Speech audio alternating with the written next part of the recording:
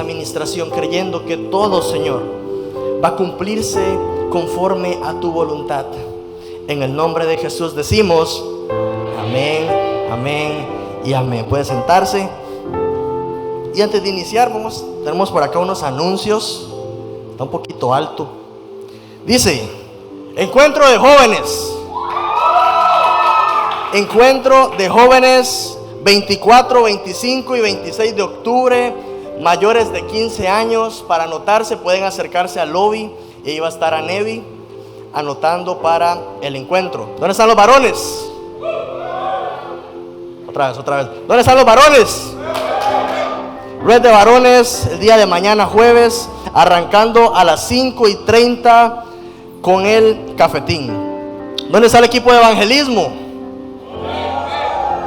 Evangelismo 27 de octubre, dice, reunirse en Cieneguita en el área del rompeolas.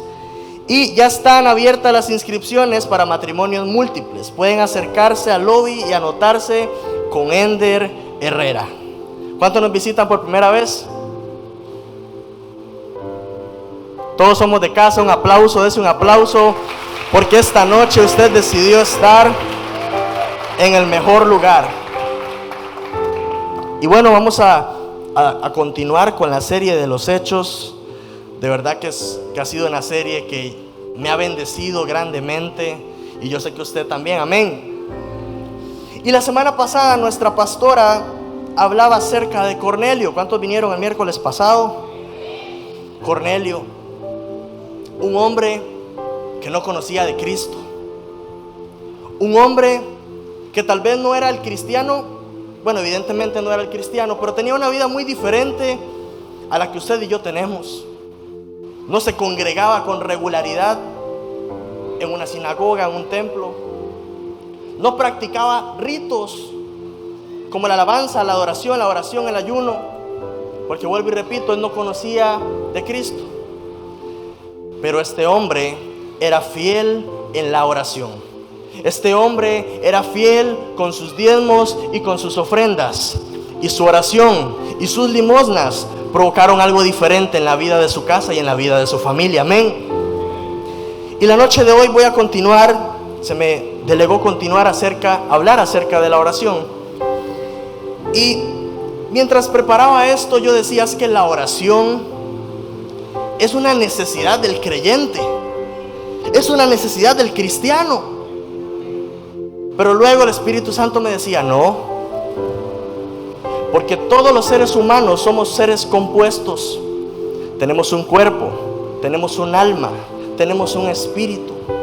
Y así como nuestro cuerpo físico tiene necesidades que, si son descuidadas, en algún momento de nuestra vida nos van a pasar factura, de la misma forma, si nosotros descuidamos nuestras necesidades espirituales, en algún momento eso nos va a jugar una mala pasada.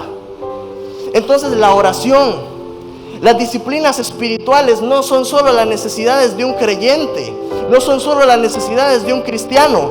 Todos los seres humanos necesitamos orar, porque tenemos un espíritu que tiene que estar fortalecido, tenemos un espíritu que tiene que estar fuerte, porque si descuidamos nuestro espíritu, en algún momento nuestra alma y nuestro cuerpo va a resentir ese descuido. Diga conmigo: todos necesitamos orar.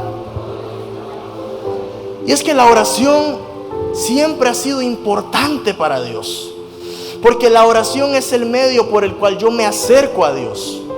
La oración es el medio por el cual yo me conecto con Dios. La oración es el medio por el cual yo busco a Dios. Y es por eso que Jesús, dentro de uno de los sermones más importantes que nos regala, habla acerca de la oración y nos enseña cómo debemos orar. Mateo capítulo 6, versículo 5 dice lo siguiente: y cuando ores, esto está un poquito alto, y cuando ores, no seas como los hipócritas, porque ellos aman el orar en pie en las sinagogas y en las esquinas de las calles, para ser vistos de los hombres. De cierto os digo que ya tienen su recompensa. Mas tú, Cuando ores, entra en tu aposento y cerrada la puerta, ora a tu Padre que está en lo secreto, y tu Padre que ve en lo secreto te recompensará en público. Y orando, no uséis vanas repeticiones como los gentiles, que piensan que por su palabrería serán oídos. No os hagáis pues semejantes a ellos, porque vuestro Padre sabe, porque vuestro Padre sabe de qué cosas tenéis necesidad. Y dentro de esta porción de la palabra hay dos palabras que me gustaría que pudiésemos desarrollar. La palabra orar, cuando nos vamos a esta palabra en su idioma original griego, significa orar, significa suplicar, significa hacer ruego, significa adorar, pero también significa pedir.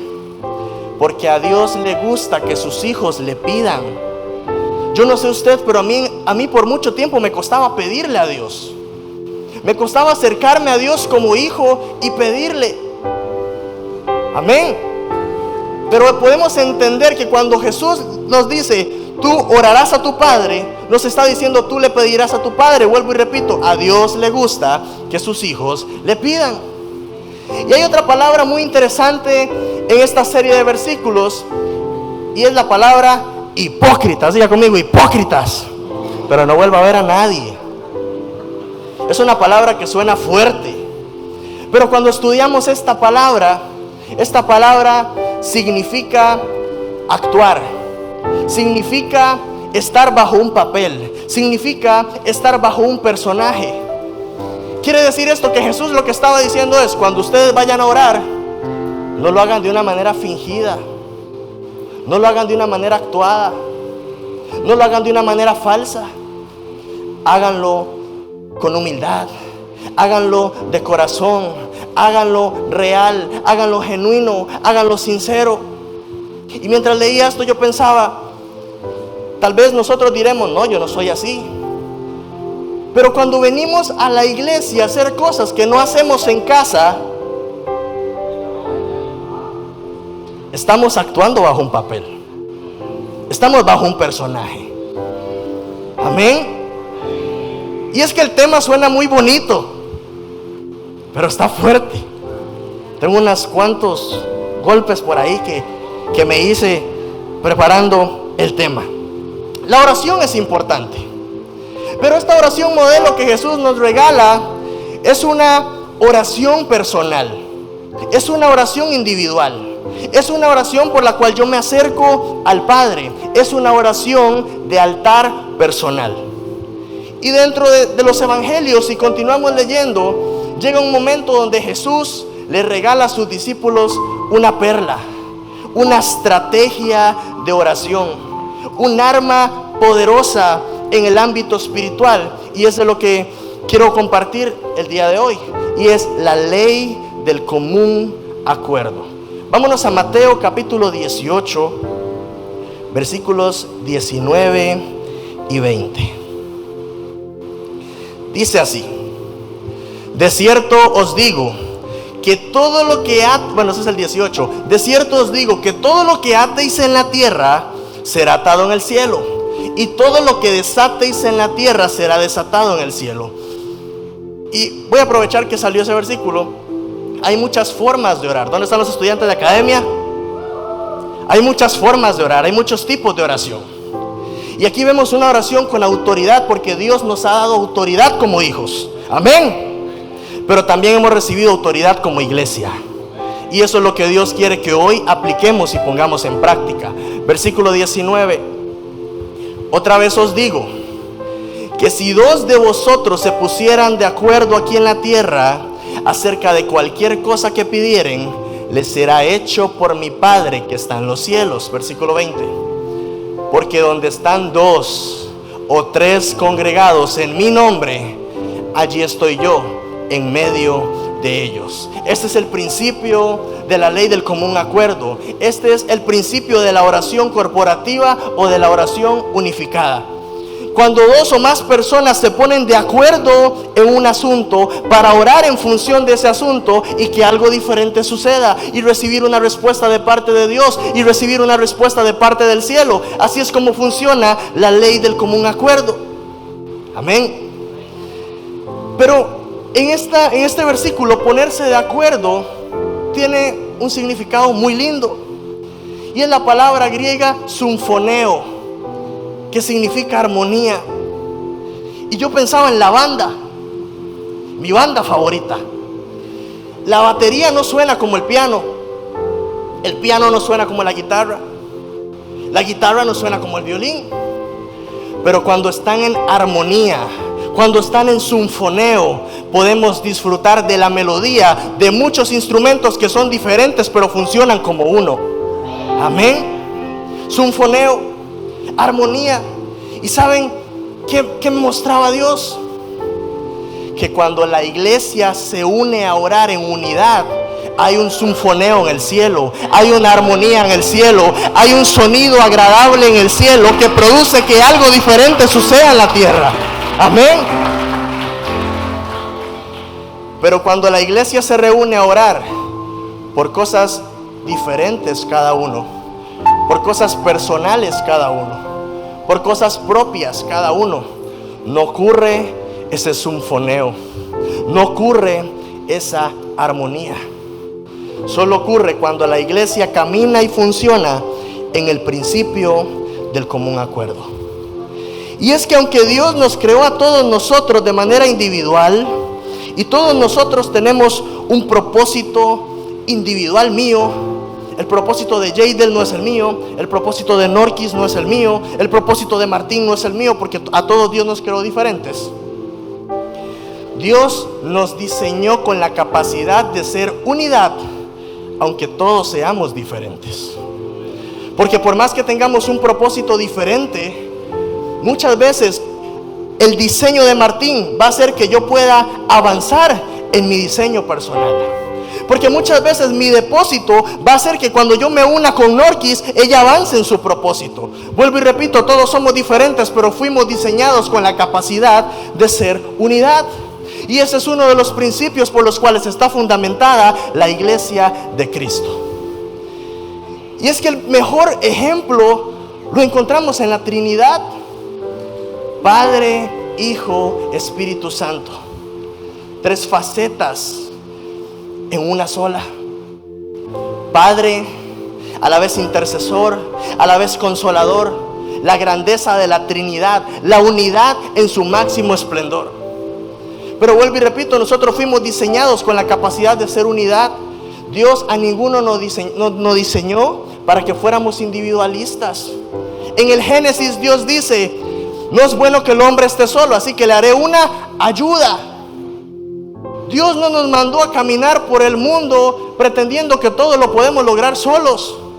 Porque muchas veces decimos: todo lo puedo en Cristo que me fortalece, pero ¿cómo nos cuesta pedir ayuda? ¿Cómo nos cuesta decir: me enseñas? ¿Cómo nos cuesta decir: me ayudas? ¿Cómo nos cuesta decir: puedes orar por mí? Porque es algo que está en nuestra naturaleza, que todos los días tenemos que doblegar. Y la palabra nos habla acerca de la importancia de ser uno, de la importancia de ser unidad.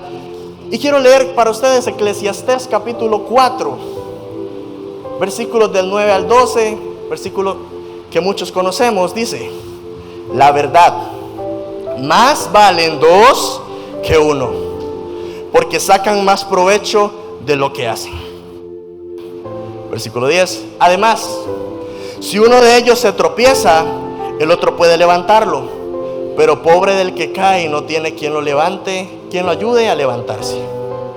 Y también, si dos se acuestan juntos, entran en calor, pero uno solo se muere de frío. Una sola persona puede ser vencida, pero dos pueden defenderse. Y si tres unen sus fuerzas, ya no es fácil derrotarlas. Voy a leer para ustedes la traducción, la nueva traducción viviente. Yo le voy a pedir a mi hermano Martín, se sentó adelante, que pase adelante por favor. Mientras leía esta versión, encontré algo muy lindo que se hizo. Aquí está, versículo 12: alguien que está solo puede ser atacado y vencido, pero si son dos, se ponen espalda con espalda y vencen. Eso es un principio de unidad que dice: yo voy a defenderme, pero también te voy a defender. Yo voy a cuidar mi frente, pero también voy a cuidar la espalda. Y ese es el diseño por el cual tiene que caminar la iglesia. Están todas. Venga, lo voy a ocupar para más. Dice, venga, Jaydel, que uno solo puede ser vencido. Fluya, ministro, ore. Ore. No me deje mal, ore. No, ore. Comienza a orar.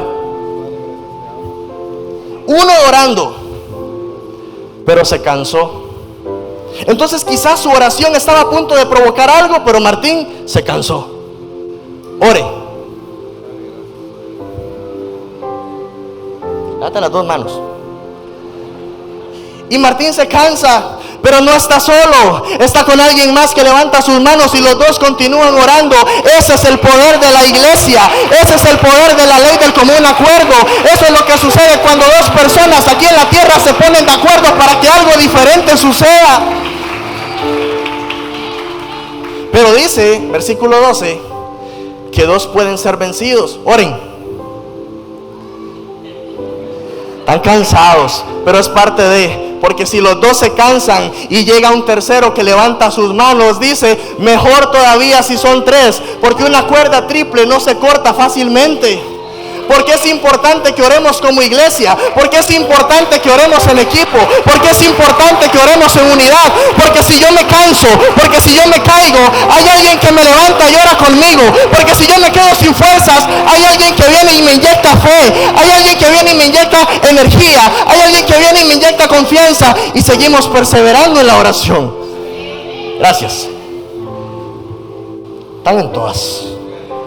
Ese es el poder de ponernos de acuerdo. Ese es el poder, ese es el principio que Dios le dio a la iglesia para que caminemos. Dicho esto, vamos a entrar en materia. Hechos 1:14.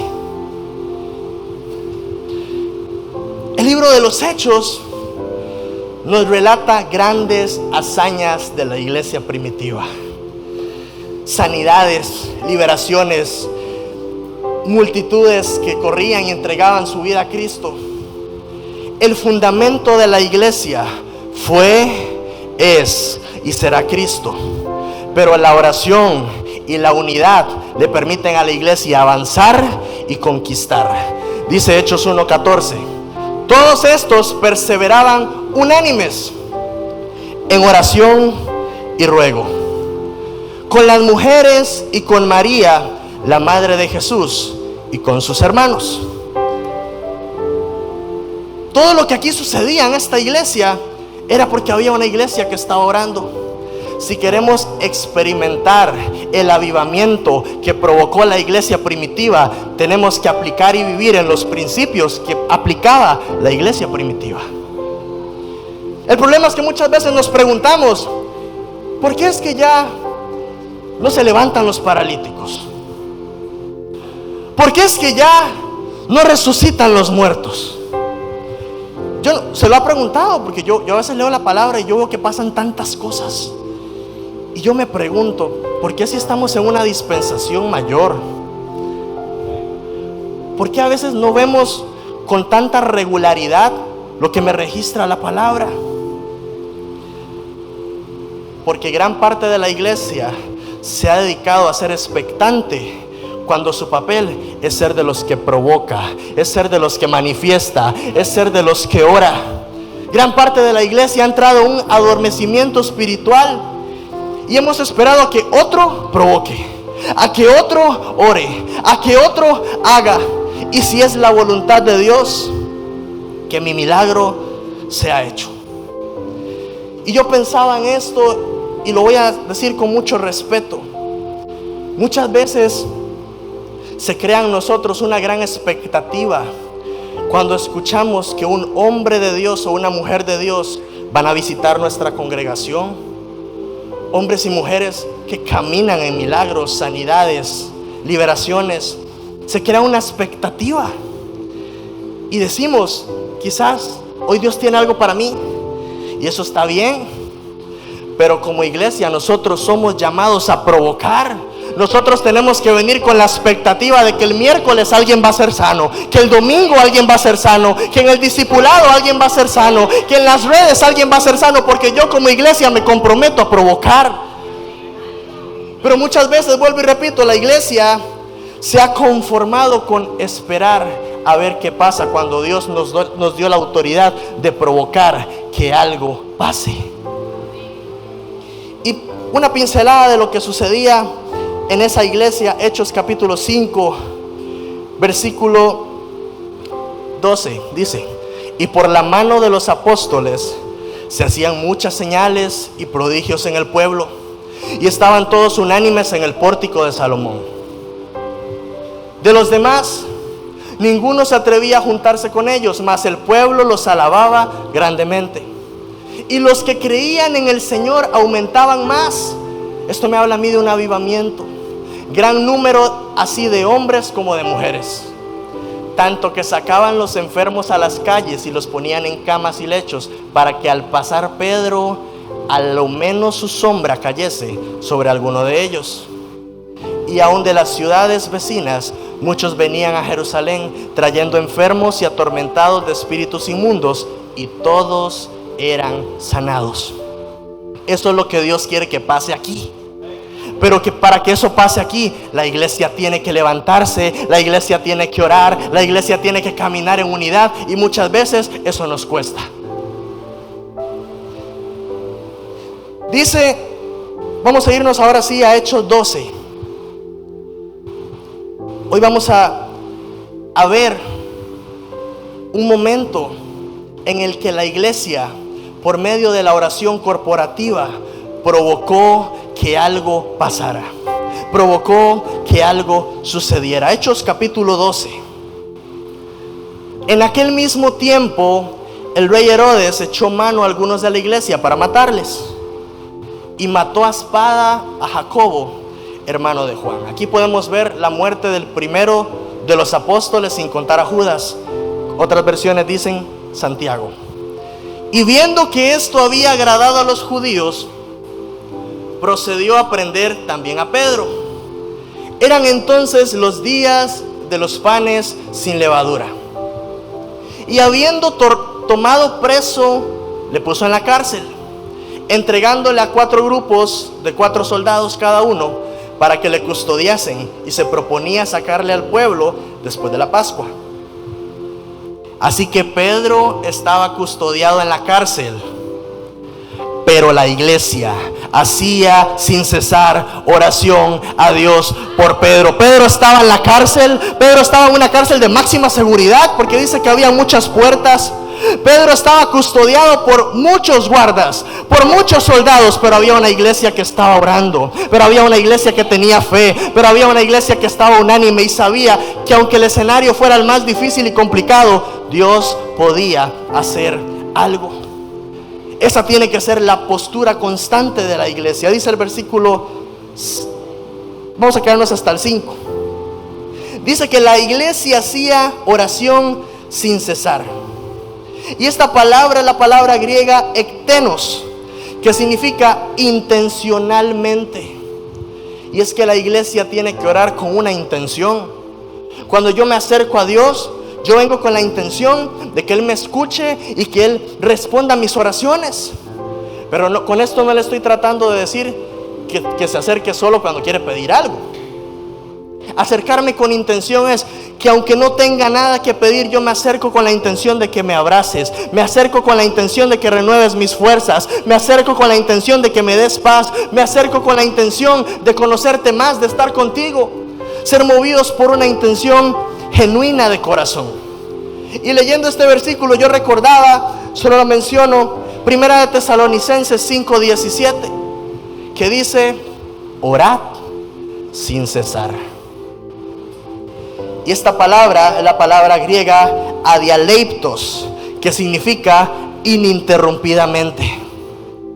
Y eso es una de las cosas que más nos cuesta, porque a veces yo comienzo a orar el lunes, comienzo a orar el martes, comienzo a orar el miércoles, pero el jueves se me acabó la fe, se me acabaron las ganas, me ganó el sueño. Hay cosas que probablemente no han sucedido en nuestras vidas porque nuestras oraciones han sido interrumpidas. Si fuéramos constantes, si nuestra oración fuera sin cesar, ininterrumpida, probablemente hoy estaríamos gozando de cosas que hace mucho tiempo presentamos en un altar. Yo no sé usted, pero yo reconozco por medio de esta enseñanza que mi disciplina de oración puede mejorar un montón, que puedo orar más, que puedo hacer más como iglesia, porque usted y yo somos la iglesia de Cristo. Amén. Versículo 6. Y cuando Herodes le iba a sacar, aquella misma noche estaba Pedro durmiendo entre dos soldados, sujeto con dos cadenas, y los guardas delante de la puerta custodiaban la cárcel. Este no era el primer encarcelamiento de Pedro. Después de que Pedro y Juan sanaron al paralítico de la puerta de la Hermosa, fueron apresados. En Hechos 5, cuando los saduceos conspiran contra la iglesia, fueron encarcelados también. Este era probablemente el tercer arresto de Pedro.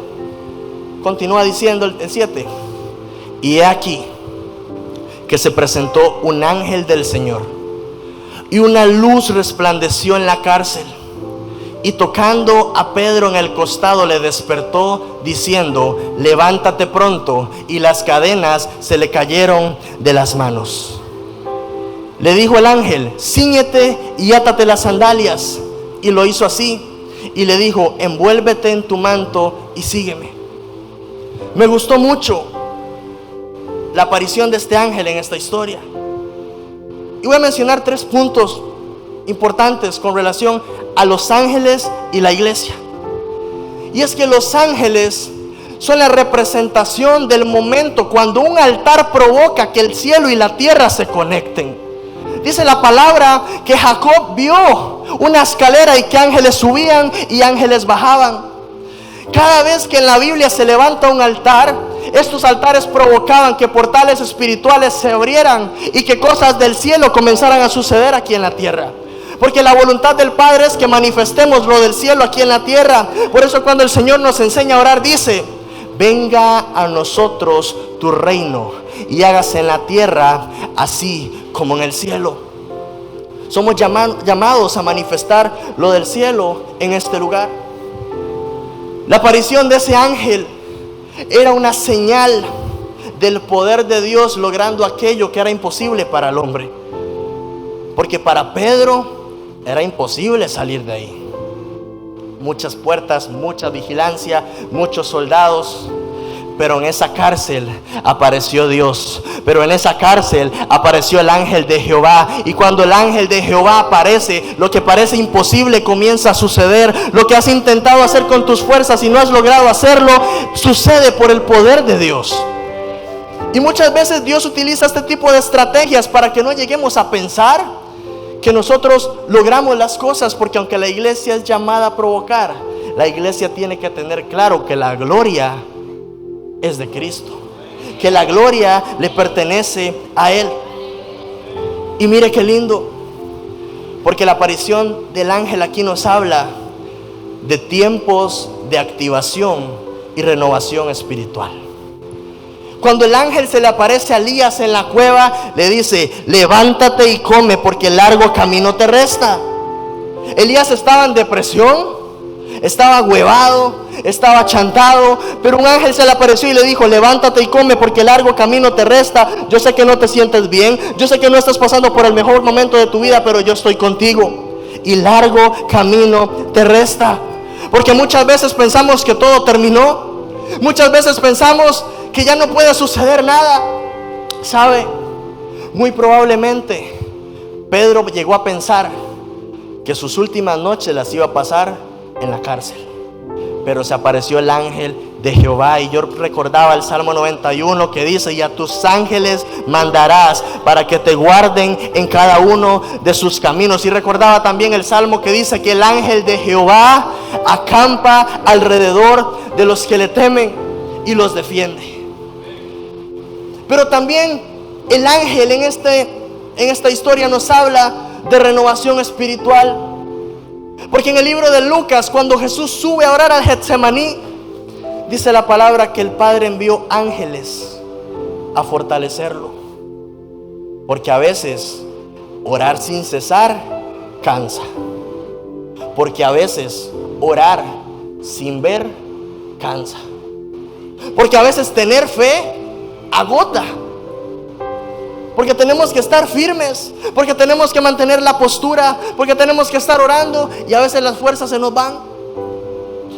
Pero cuando parece que ya nuestras fuerzas están por acabarse, cuando parece que ya nada tiene sentido, es donde Dios envía a sus ángeles a renovar nuestras fuerzas para que continuemos y perseveremos hasta alcanzar lo que Él ha preparado para cada uno de nosotros.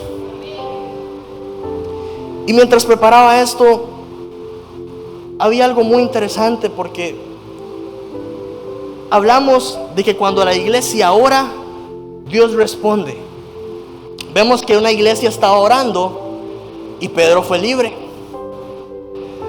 Pero yo recordaba, hablando en términos terrenales, fuera de la Biblia, hace unos años, cuando un pastor y adorador estaba pasando por un quebranto de salud muy fuerte, y se hizo una especie de cruzada, y todos llegaban y oraban y declaraban que Dios lo iba a sanar, que la enfermedad se iba, y se reprendía el espíritu de muerte. Esas personas estaban funcionando como iglesia. Pero interesantemente, este pastor muere, aunque la iglesia oraba. Y es que muchas veces tenemos un conflicto con la oración, porque llegamos a pensar que la oración es el medio por el cual yo le pido algo a Dios y Dios me lo tiene que cumplir. Amén. Pero tenemos que entender que hay momentos en los que Dios va a decir que no. Y haciendo esto, yo pensaba que los no de Dios muchas veces son un acto de amor. Porque si Dios nos da todo lo que le pedimos, hay cosas que nos pueden destruir. Por eso es que por amor muchas veces Dios tiene que decir que no. Dios a veces dice que no porque tiene un plan mayor. No sé por qué Dios dijo que no en aquella circunstancia. Probablemente, al igual que con Lázaro, que tuvo que morir para que otros vivieran, para que otros creyeran, quizás era un caso similar con este hombre. Quizás simple y sencillamente su tiempo aquí en la tierra ya había terminado, quizás ya había cumplido su asignación. Pero para orar, para provocar y para creer que Dios puede hacer las cosas, también tenemos que entender que hay cosas que si no están alineadas a la voluntad de Dios no van a suceder. Pero la oración me permite conocer a Dios y conocer su voluntad. Y es ahí donde de manera madura puedo entender que si Dios dijo que no, yo comienzo a darle gracias, porque algo mayor viene. Mi esperanza ante los no de Dios es que si Él me dice que no, es porque tiene algo mejor para mí. Filipenses capítulo 4 versículos 6 y 7 dice: por nada estéis afanosos, si no sean conocidas vuestras peticiones delante de Dios en toda oración y ruego con acción de gracias. Mire qué interesante, porque lo que está diciendo es: no se afanen por nada, presenten sus peticiones delante de Dios. Quiere decir esto, que yo puedo tener muchos anhelos, yo puedo tener muchos sueños, yo puedo tener muchas peticiones, pero mi trabajo es presentarlas delante de Dios, y si es su voluntad, estas se van a cumplir. Y la paz de Dios, que sobrepasa todo entendimiento, guardará vuestros corazones y vuestros pensamientos en Cristo Jesús. Y vamos a volver a la historia. Versículo 9, Hechos 12:9. Y saliendo le seguía, habla de Pedro siguiendo al ángel, pero no sabía que era verdad lo que hacía el ángel, sino que pensaba que veía una visión. Versículo 10. Habiendo pasado la primera y la segunda guardia, llegaron a la puerta de hierro que daba a la ciudad, la cual se les abrió por sí misma. Y salidos pasaron una calle, y luego el ángel se apartó de él. Entonces Pedro, volviendo en sí, porque él pensaba que estaba en una visión. Entonces Pedro, volviendo en sí, dijo: ahora entiendo verdaderamente que el Señor ha enviado su ángel y me ha librado de la mano de Herodes y de todo lo que el pueblo de los judíos esperaba. Versículo 12. Y habiendo considerado esto, aquí se pone bueno, llegó a casa de María, la madre de Juan, el que tenía por sobrenombre Marcos, donde muchos estaban reunidos orando. Versículo 13. Cuando llamó Pedro a la puerta del patio, salió a escuchar una muchacha llamada Rode. Entonces el ángel saca a Pedro de la cárcel. Y cuando Pedro sale de la cárcel, inmediatamente se va a la iglesia. Porque la iglesia, entendiendo por iglesia, las personas, los creyentes, se reunían en casas. Entonces al Pedro ir donde las personas estaban orando, Pedro estaba yendo a la iglesia. Y cuando Pedro llega, comienza a tocar la puerta. ¿Saben qué es lo interesante de todo esto? Que la iglesia estaba orando por la liberación de Pedro. Y Pedro fue libre mientras la iglesia oraba. Y mientras la iglesia oraba, Pedro estaba tocando la puerta. Porque a veces pensamos que yo oro y espero a que Dios haga, pero muchas veces Dios está trabajando en medio de tu oración. Dios está trabajando en medio de tu servicio. Dios está trabajando en medio de tu alabanza y en medio de tu adoración. Ora, adora, alaba, sirve y provoca hasta que el milagro te sorprenda, hasta que el milagro toque tu puerta, hasta que la respuesta se presente delante de ti. Por eso es que tenemos que orar sin cesar. ¿Qué hubiese sucedido si esa iglesia hubiese dejado de orar? ¿Qué hubiese sucedido si esa iglesia hubiese dejado de creer? ¿Qué hubiese sucedido si alguien se hubiera puesto creativo y dice: bueno, ya mataron a Santiago, pobre Pedro, ¿quién diría que iba a ser el segundo? Y hubieran dejado de orar. Nunca hubieran visto al milagro presentarse a la puerta de su casa. Y eso me hace pensar que muy probablemente algunos de nosotros no hemos visto cosas porque tal vez hemos dejado de orar. Yo reconozco que hay cosas por las que yo he dejado de orar, pero Dios me ha confrontado y tengo que ponerme a orar por esas cosas otra vez. Pero dice el versículo 13: cuando llamó Pedro a la puerta del patio, salió a escuchar una muchacha llamada Rode. Un personaje que en apariencia no tiene mucho protagonismo, pero nos da una gran enseñanza. Dice: la cual cuando reconoció la voz de Pedro, de gozo no abrió la puerta, sino que corrió adentro y dio la nueva de que Pedro estaba en la puerta. ¿Saben qué es lo interesante de todo esto? Que tal vez la iglesia estaba orando, la iglesia estaba declarando, la iglesia estaba provocando, pero había una mujer que estaba atenta, había una mujer que estaba expectante, había una mujer que tenía la fe suficiente para creer que el milagro podía suceder en cualquier momento. Y esa mujer reconoció la voz de Pedro. Versículo 13, por favor. Y esa mujer reconoció la voz de Pedro. Cuando Pedro llamó a la puerta del patio, salió a escuchar una muchacha llamada Rode. Versículo 14. Cuando reconoció la voz de Pedro, de gozo no abrió la puerta, sino que corriendo adentro dio la nueva de que Pedro estaba en la puerta. ¿Sabe de qué me habla esto? De una mujer que tenía tanta fe que no necesitó ver para creer que su milagro estaba tocando a la puerta. Es que nuestra fe tiene que aumentar, nuestra fe tiene que crecer, nuestra fe tiene que madurar, aún para creer que aunque las cosas no las estemos viendo en tiempo real, ya Dios está haciendo algo. ¿No es acaso este el concepto de fe? Hebreos 11:1 es pues la fe, la certeza de lo que se espera, la convicción de lo que no se ve.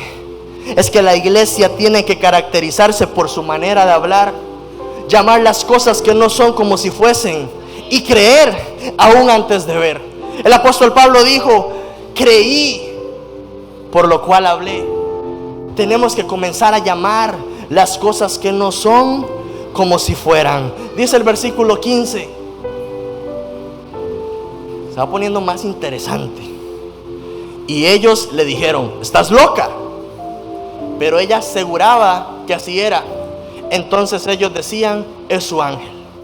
En aquellos tiempos la gente creía fuertemente que todos tenían un ángel de la guardia. Versículo 15. Entonces le dijeron: estás loca. Pero ella aseguraba que era así. Entonces ellos le decían: es su ángel. Versículo 16. Mas Pedro persistía en llamar, y cuando abrieron le vieron y se quedaron atónitos. ¿Qué hubiera pasado si esa mujer hubiera dicho: no, seguro es el sueño? No, es que no he comido nada, no he almorzado nada, ya debo estar alucinando. ¿Qué hubiera pasado si esa mujer hubiera dicho: no, debe ser la gata que anda ahí? Nunca hubieran experimentado un milagro. ¿Saben qué es lo interesante de todo esto? Que la iglesia que provocó, que la iglesia que se reunió a orar, que la iglesia que estaba unida cuando el milagro estaba tocando a la puerta, no tenía la fe suficiente para creer que ya Dios lo había hecho. Porque hay momentos donde iniciamos con una fe gigante, con una megapistis comenzamos a orar. Pero va pasando el tiempo y comenzamos a ver que las cosas no están saliendo como queremos. Y el tiempo va pasando y estamos viendo el milagro cada vez más lejos y nuestra fe va disminuyendo. Y cuando el milagro llega a tocar la puerta, decimos: no, estoy loco.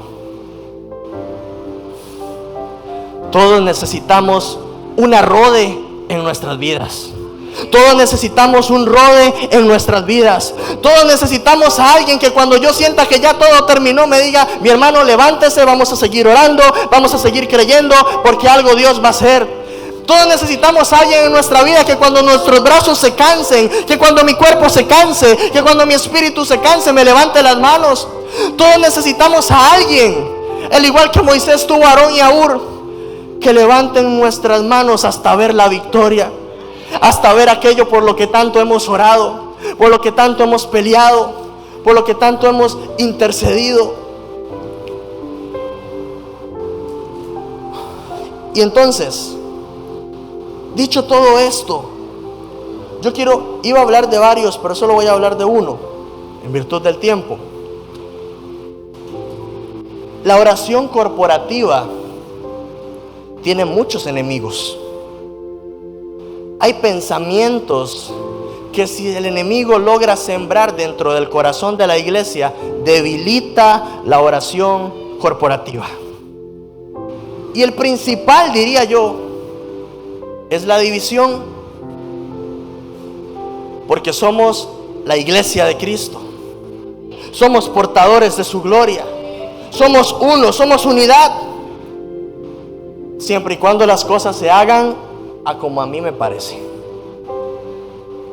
Siempre y cuando se tomen en cuenta mis ideas.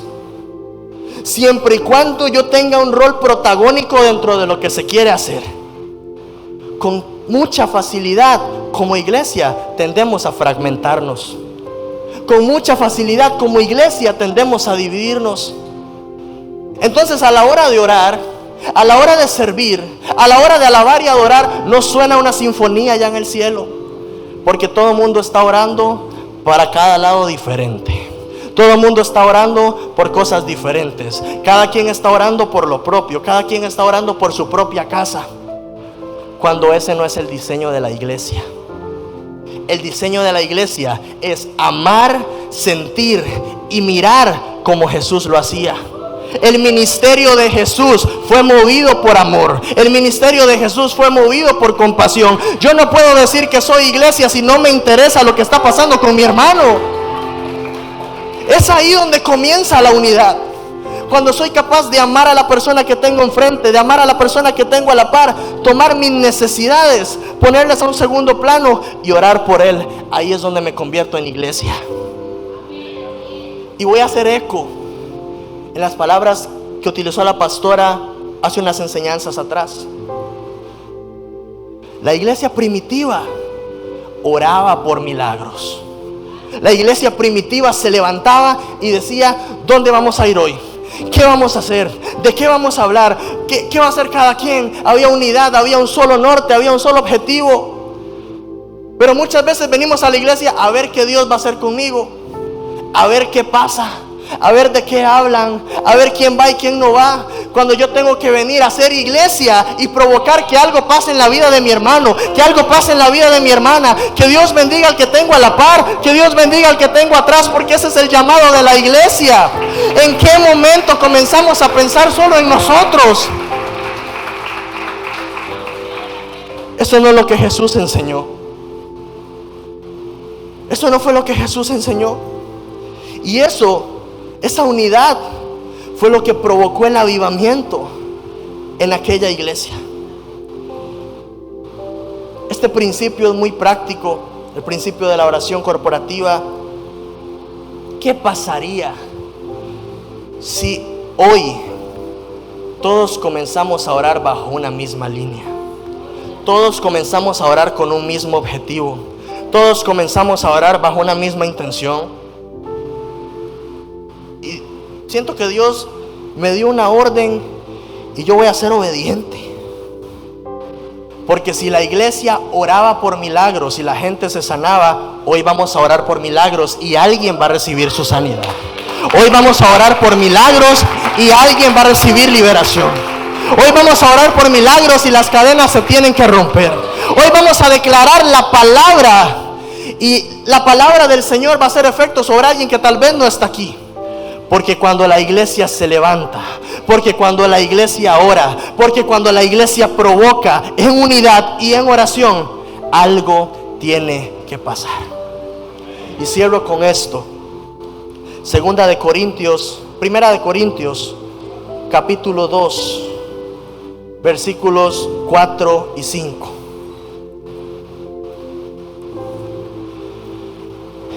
Y ni mi palabra ni mi predicación fue con palabras persuasivas de humana sabiduría, sino con demostración del Espíritu y de poder, para que vuestra fe no esté fundada en la sabiduría de los hombres, sino en el poder de Dios. Lo que Pablo le estaba diciendo a los corintios es: yo puedo enseñarles mucho, yo puedo hablarles de muchas formas, a ustedes les puede gustar la palabra que yo predico, pero su fe se tiene que fundamentar en hechos. Su fe se tiene que fundamentar en el poder del Espíritu Santo. Su fe se tiene que fundamentar en el poder de Cristo. No crean por las cosas que yo le puedo decir, crean por lo que van a ver por medio del poder del Espíritu Santo. Así que si la iglesia fue llamada a hacer unidad, si la iglesia fue llamada a orar, si la iglesia fue llamada a provocar, y cuando la iglesia se levantaba algo sucedía, entonces eso es lo que vamos a hacer esta noche. Así que yo quiero preguntar de una manera muy respetuosa, o solicitar de una manera muy respetuosa, que si hay alguien que tiene una dolencia, si hay alguien que ha tenido un quebranto de salud, si hay alguien que diga: no me he sentido nada bien, necesito que Dios haga algo, yo quiero invitarle a que pueda acercarse al altar con la fe suficiente, creyendo que Dios puede hacer. Vamos, acérquense, porque el mismo poder que sanaba en la iglesia primitiva es el mismo poder que está en este lugar. Porque dice la palabra que Cristo vino a deshacer las obras del enemigo. Así que si el enemigo se ha querido levantar con enfermedad, con muerte, con opresión, hoy la iglesia se va a levantar en oración. Hoy la iglesia se va a levantar en unidad. Así que si no te has sentido bien, si has tenido dolencias, enfermedades, no has podido dormir, has sentido una carga, una opresión, una pesadez, acércate al altar, acércate al altar. Y por otro lado,